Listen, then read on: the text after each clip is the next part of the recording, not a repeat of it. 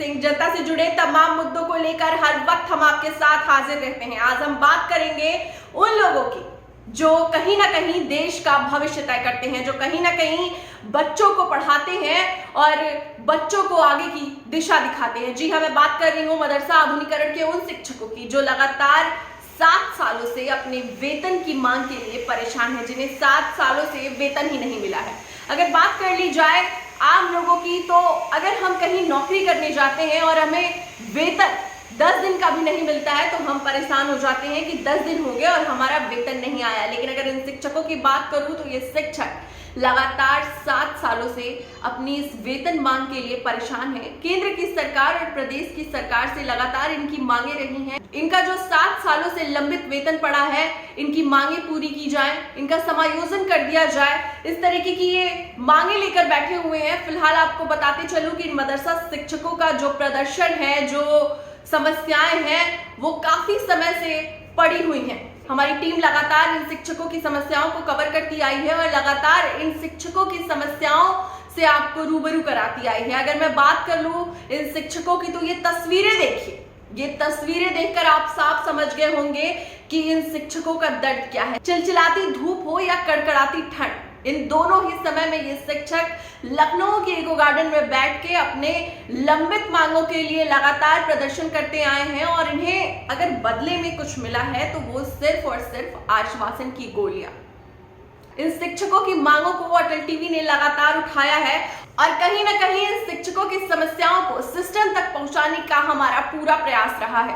फिलहाल इन शिक्षकों को ये आश्वासन दिया गया है कि आचार संहिता लग चुकी है। आचार संहिता खत्म होने के बाद, लोकसभा चुनाव खत्म होने के बाद इन शिक्षकों की झोली में तमाम खुशियां आ सकती हैं। इन्हें कोई बड़ी खुशखबरी मिल सकती है। तो मानना पड़ेगा इन शिक्षकों के संघर्ष को, जो लगातार 7 सालों से बिना वेतन के देश का भविष्य तय कर रहे हैं, बच्चों को शिक्षा दे रहे हैं।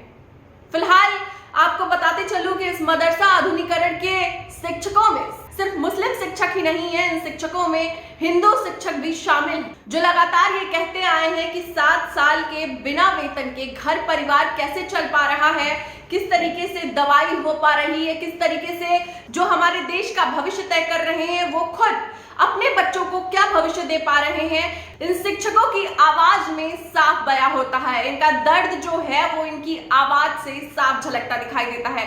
फिलहाल इस पूरे मामले पर इन शिक्षकों ने और क्या कुछ बोला, आइए आपको इस वीडियो के जरिए दिखाते हैं। मेरा नाम इसरार अहमद इदरीसी है।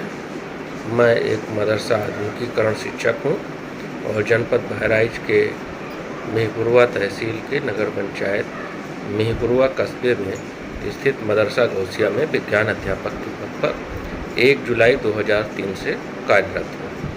मैं पिछले 21 वर्षों से मदरसे में पढ़ने वाले बच्चों को आधुनिक विषयों की शिक्षा दे रहा हूँ। हम लोगों को विगत लगभग 7 सालों से सरकार द्वारा वेतन नहीं दिया गया है, जिससे हम लोगों की स्थिति बहुत ही दयनीय है। हम लोग का जीवन बड़ा ही नारकीय है। हम लोग अपनी पीड़ा को शब्दों में बयान नहीं कर सकते हैं। आप लोग स्वयं इसका अंदाज़ा लगा सकते हैं कि जिस व्यक्ति को 7 सालों से वेतन नहीं मिला होगा तो वो अपना जीवन यापन कैसे कर रहा होगा। आज हम लोगों के सामने बहुत ही विकराल समस्याएं पैदा हो गई हैं। हम लोग अपने बच्चों की, अपने बीवी की, अपने घर परिवार की, अपने माँ बाप की, अपनी ना तो लालन पालन कर पा रहे हैं, ना ही उनका खर्च पूरा कर पा रहे हैं। साहूकारों के कर्ज के बोझ तले हम दबे हुए हैं और हम लोगों को दिन रात साहूकारों की उलाहना झेलनी पड़ती है, जिससे हम लोग डिप्रेशन का भी शिकार हैं। हम लोगों को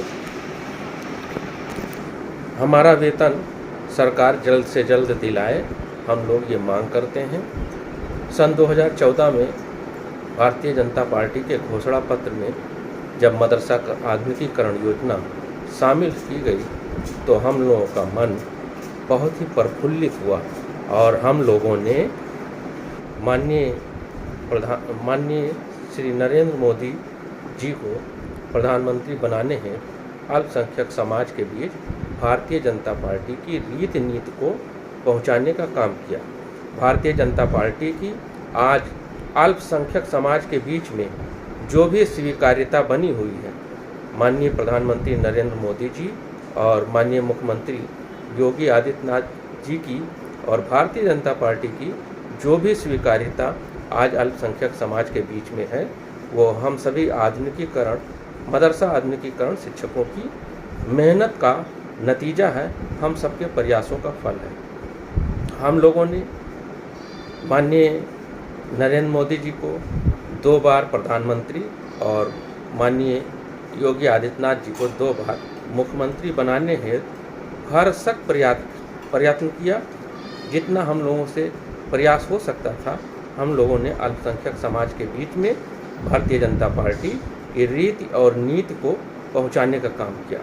लेकिन आज बड़े ही दुख का विषय है कि हम लोगों का 7 साल का वेतन बकाया है।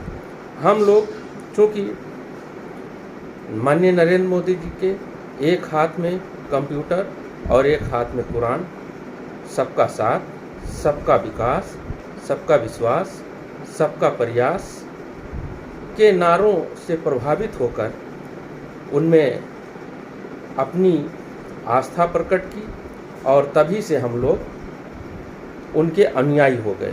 हम लोग भारतीय जनता पार्टी का पूर्ण रूप से समर्थन करते रहे हैं। इसलिए हम लोगों में इतना नैतिक साहस नहीं है कि अब हम लोग किसी विपक्ष के प्रत्याशी का जो आसन्न लोकसभा चुनाव है उसमें हम उसका समर्थन करें।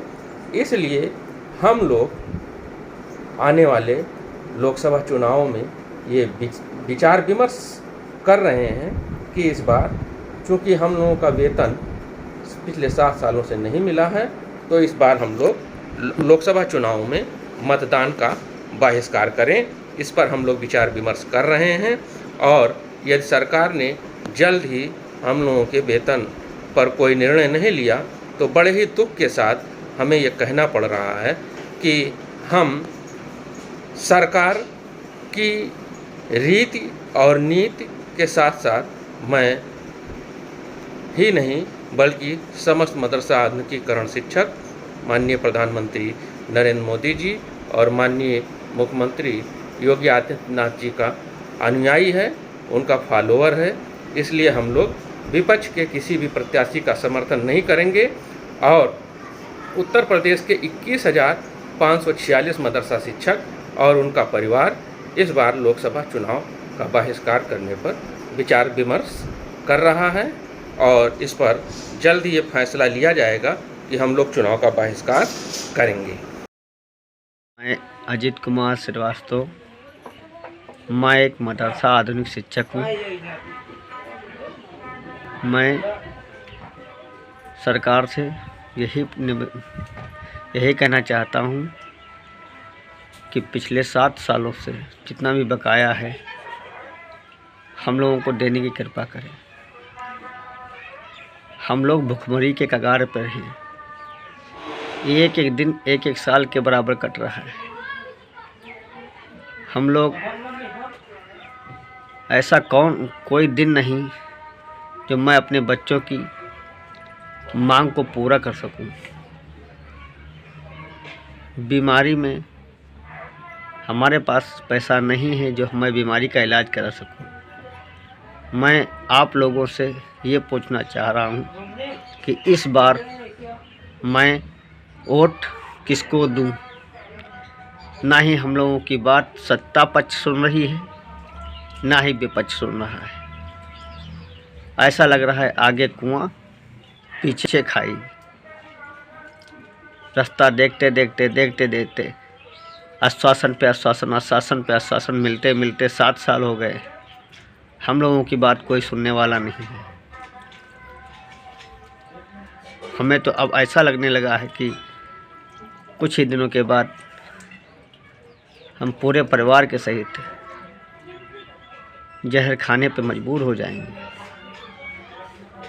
ये मेरी हालत ऐसी, मैं बीमार हूँ, मेरे पास पैसे नहीं कि मैं अपना इलाज करा सकूँ।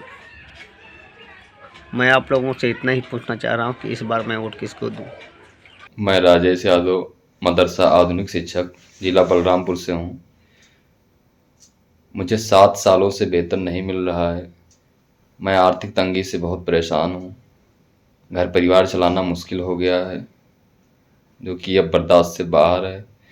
बिल्कुल भुखमरी के कगार पे हम सभी शिक्षक हैं। तो देखा आपने, ये थे मदरसा आधुनिकरण के शिक्षक, जिसमें केवल मुस्लिम शिक्षक ही नहीं शामिल थे बल्कि इसमें हिंदू शिक्षक भी शामिल थे, जो साफ तौर पे अपना दर्द बयां करते नजर आ रहे हैं। फिलहाल इन्हें ये तो आश्वासन दे दिया गया है कि लोकसभा चुनाव खत्म होने के बाद इन शिक्षकों की समस्याओं का समाधान होगा, पर क्या सच में इन शिक्षकों की समस्याओं का समाधान हो पाएगा? 7 सालों से जो वेतन नहीं मिला है, क्या केंद्र सरकार का ध्यान और प्रदेश सरकार का ध्यान इन शिक्षकों की समस्याओं पे जाएगा? फिलहाल ये सारी चीजें देखना दिलचस्प होगा। इन शिक्षकों की आवाज को लगातार अटल टीवी उठाता आया है और हमेशा इन शिक्षकों की आवाज बनकर जनता तक इन शिक्षकों की आवाज पहुंचाता रहेगा। फिलहाल के लिए इतना ही। ज्यादा जानकारी के लिए बने रहें हमारे साथ, देखते रहें अटल टीवी। नमस्कार।